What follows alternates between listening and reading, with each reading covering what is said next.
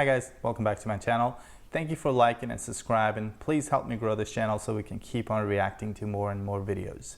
I don't think I had mentioned it on this channel that I was actually not born in the United States. I was born in India and came to the United States when I was about 16 years old.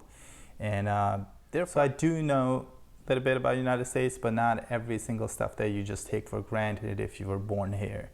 Like difference between FBI and CIA. Obviously, I do understand some of the differences, but I don't know any history behind it.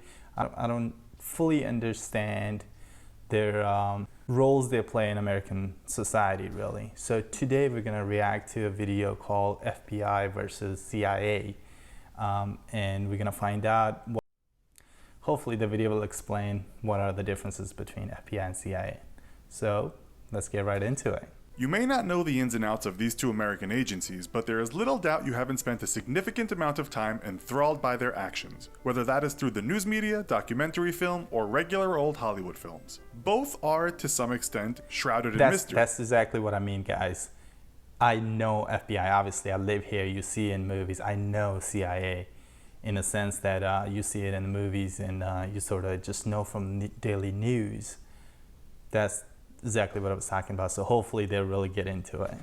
Both can be blamed for duplicity at times, bearing the scars of numerous scandals, and they are still currently the target of conspiracy theorists. Whatever your view, this duo are both catalysts of excitement, intrigue, and apprehension. While we can't promise you the often secret workings of the agencies, we can provide you with a few minutes of fascinating facts. In this episode of the Infographic Show, FBI versus CIA. Don't forget to subscribe and click the bell button so that you can be part of our notification squad.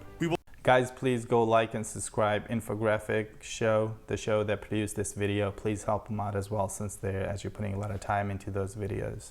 We'll start with an abridged history of both agencies. The FBI, or the Federal Bureau of Investigation, was the brainchild of Attorney General Charles Bonaparte. In 1908, See, I had no idea who this guy was. I mean, I don't know who this guy is, to be honest. President Theodore Roosevelt agreed that the Justice Department needed a corps of special agents. At the time, it had no name, and it said that the two men were not sure how to recruit agents. According to the FBI website, Bonaparte jokingly told the president they should have men shoot at each other and whoever survives gets the job. The Bureau of Investigation was created soon after, and 34 people were hired at first to work as special agents across all of America's state borders. In 1935, it officially became known as the FBI, and prohibition became its raison d'etre. As you well know, this meant investigating mobsters we still see on the big screen today, and from 1924 to 1972, the controversial crime-busting icon known as J. Edgar Hoover was the director. Mobsters weren't Hoover's only concern. See, I have heard of Hoover. I thought he was the one who actually started the whole thing, to be honest. So I didn't know actually it started way back in like 1908. I thought it started with Hoover, you know, after World War II or whatever. But here we go. And much of the FBI's resources were spent on investigating political radicals during the Great Depression, which later included diminishing the impact of Americans with communist sympathies. The FBI's historical cases are of course too many in number to list, but some famous investigations include the stick-up robbing sweethearts Bonnie and Clyde, the white-collar crimes of the company Enron, the JFK assassination, the murder of 3 civil rights workers in Mississippi, Watergate, and of course 9/11. The FBI currently has its headquarters in Washington, D.C., and there are 56 field offices in major US cities, as well as more than 350 smaller offices around the country. It also has about 60 offices in other countries. It employs about 35,000. What? See, now I did not know the FBI had offices in other countries. That's more of a surprise to me. That's weird, right? I thought FBI sort of with the federal cops of the United States. So why would they have offices all around the world? I guess if you want to go after terrorists and trying to figure out if anybody's planning to attack, I assume that that's type of role they play overseas. People in all, which as well as special agents include scientists, intelligence analysts, language specialists, and those with a considerable IT acumen. Contrary to popular belief, the FBI does not just shoo the police aside during big investigations because it has no right to. State and local officers work. Now that's another surprise. If you watch a lot of American shows, it seems when FBI comes in, they sort of take over all sorts of investigations. So they have a higher authority over local I don't know, sheriff's department or any sort of police department. But the way he said it, it seems like they can only come in and help the local police department, not necessarily take over their investigations. I don't know how true that is, but if I remember anything from movies and the TV shows, it seems like the FBI always has a higher authority than local sheriff or local police department. But hey, that's something new.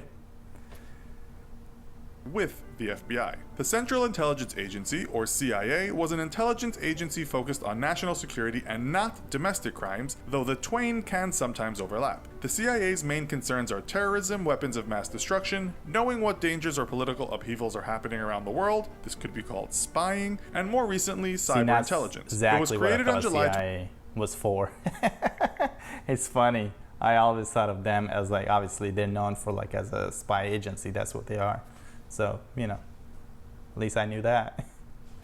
26, 1947, when Harry S. Truman signed off on the National Security Act. One of the main impetuses to create such an agency was the attack on Pearl Harbor. It has been involved in numerous conflicts, again too many to recount, but those include the 1953 Iranian coup d'etat, attempting to enact a military coup in Indonesia, trying to quash all kinds of pro-communist movements around the world, the Vietnam War, and controversially arming rebel forces when the USA believed it suited them. The CIA is an intelligence agency, but one that uses its brains and brawn to manipulate countries, governments, factions outside of governments in the interest of American national security. The number of people working for the CIA is not something the agency discloses, but its employees cover many areas of expertise. It's a very secret organization, but it does release millions of pages of its findings, much of that being historical, what we might call after the fact. Unlike the FBI, the CIA website states that it never monitors US citizens, although it also states it will if there is a reason to believe that an individual is involved in espionage or international terrorist activities. Many of its workers are in Washington, D.C., at its headquarters in Langley, Virginia, but agents... Now that makes more sense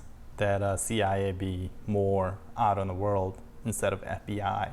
So I was surprised by the FBI has so many offices out in the world when we have CIA, who I'm assuming does the similar job, keep track of terrorists, trying to spy on people, trying to figure out if anybody, planning on attacking the United States. So, I wonder if they share a lot of the information or they just sort of do separate things. I don't know. If somebody knows, like if they actually do separate things compared to just sort of more of a spying, please let me know in a comment.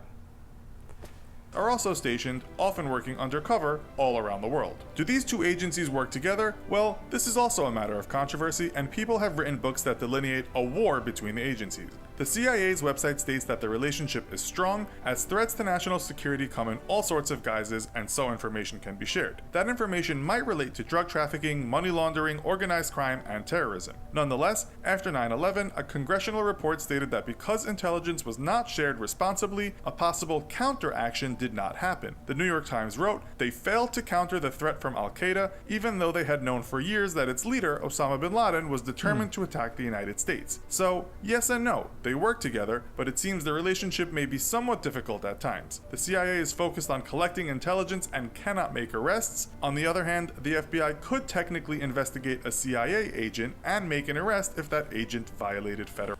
I guess that makes a little bit more sense. The CIA can't really arrest people. So if they're in a different country and it's actually they have to arrest somebody and bring it back, or arrest somebody and hand them over to authorities, CIA can't really do that because that's mostly a spy agency, to where FBI is more of a like a federal police department who can actually legally arrest people and take them to court and all that stuff. I guess it makes a little bit more sense. Law. So, what do you have to do to get on one of these teams? To join the FBI, you must be between the age of 23 and 37. You need a 4-year degree, 3 years work experience, and have a driver's license. You might also have a qualification in one of the following categories: language, law, accounting, computer science/information technology, or it just says diversified. Your skills will then be prioritized, and this could come under lots of things from accounting to law enforcement to military expertise to finance. Few applicants are actually selected, and even after all that, you will have to pass a series of difficult tests. You'll have to be fairly fit and be able to sprint 300 meters, do a load of push-ups, and run for 1.5 miles. After that, you've got medical checks, background checks, and polygraphs to pass. Get through that, and you can become anything from a regular FBI officer to a sniper or a behavioral analyst. You will also need to spend 20 weeks training at the FBI Academy in Quantico, Virginia. In interviews, former agents have said getting into the FBI is a long and arduous process. Not surprisingly, the CIA is pretty strict too on who it accepts, and to reiterate, not all workers are covert spies. You could be doing anything from specializing in math or economics. Most of its clandestine service employees are aged between 26 and 35. Like the FBI, background and medical checks and polygraphs will be part of the interview process. Again, you'll need a university degree, know your international affairs, and if you have traveled the world and know a few languages, the CIA states that that is a bonus. The CIA says on its website that some of the skills needed are to be able to analyze data, strong negotiation skills, discretion, diplomacy, have criminal investigative experience, and if your degree is in criminology, homeland security, or emergency management, that helps too. You'll have to undertake a 56-day criminal investigation training program and train for a further 18 months at its headquarters. If you want to get a taste of what it's like working at the CIA, you can work as an intern at any time of the year. This, no doubt, should you prove yourself useful, will get your proverbial foot in the door. It generally lasts 90 days and you won't need to take the polygraph. Which would be the best place to work? That depends on a lot of things. One important matter when working for the CIA is secrecy if you are an agent. As its website points out in bold as important, friends, family, individuals, or organizations may be interested to learn that you are an applicant for or an employee of the CIA. It goes on to say that it is in your best interests not to tell anyone. It's very probable this was in bold because it alludes to what kind of life you are getting into. On the upside, for some people the life of a covert operator might be very exciting. You may know things that go against your conscience, you may see things that you never wanted to see, it just depends how deep you go. In one interview, a former CIA agent responded when asked if all the stress was worth it. I ask myself the same question every goddamn day. Was any of it worth it? The FBI won't involve the stress of remaining a kind of mystery to one's own friends and loved ones. You'll probably have much more chance of being killed on the job, as the FBI's Hall of Honor can show you. You are dealing with criminals, and that means sometimes seeing the aftermath of their destruction. In one interview, a former agent said that was not the worst part, but the fact that you could spend much of your life away from your family. You can at least tell them about what you do though. The former agent told Business Insider, "There's only a very small amount of information that an FBI agent would not be able to share with someone. We can usually talk about what we are working on or have worked on in the past." As for wages, there are many scales when working for the FBI.